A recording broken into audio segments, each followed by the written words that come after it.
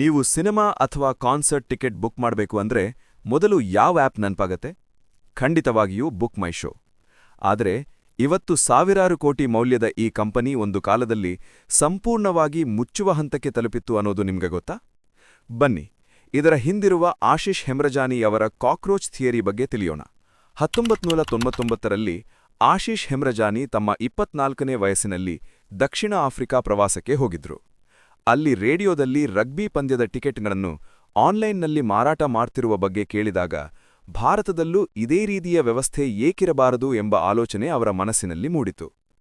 ತಕ್ಷಣವೇ ಮುಂಬೈಗೆ ಹಿಂದಿರುಗಿ ತಮ್ಮ ಇಬ್ಬರು ಸ್ನೇಹಿತರೊಂದಿಗೆ ಬಿಗ್ ಟ್ರೀ ಎಂಟರ್ಟೈನ್ಮೆಂಟ್ ಎಂಬ ಕಂಪನಿಯನ್ನು ಆರಂಭಿಸಿದರು. ಆದರೆ ಈ ಪ್ರಯಾಣ ಸುಲಭವಾಗಿರಲಿಲ್ಲ.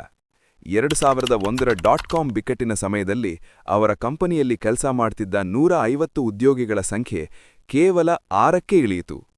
ಆದರೂ ಅವರು ಹಿಂತಿರುಗಲಿಲ್ಲ. ಇದನ್ನೇ ಅವರು ಕಾಕ್ರೋಚ್ ಥಿಯರಿ ಎಂದು ಕರೆಯುತ್ತಾರೆ.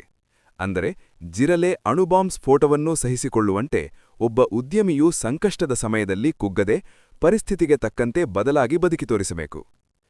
2007ರಲ್ಲಿ ಅಧಿಕೃತವಾಗಿ ಬುಕ್ ಮೈ ಶೋ ಲಾಂಚ್ ಆಯಿತು.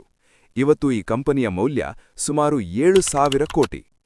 ಇತ್ತೀಚೆಗೆ ಅಹಮದಾಬಾದ್ನಲ್ಲಿ ನಡೆದ ಕೋಲ್ಡ್ ಪ್ಲೇ ಕಾನ್ಸರ್ಟ್ ಮೂಲಕ ನಗರದ ಆರ್ಥಿಕತೆಗೆ ಸುಮಾರು 700 ಕೋಟಿ ಲಾಭ ತಂದುಕೊಟ್ಟಿದ್ದಾರೆ.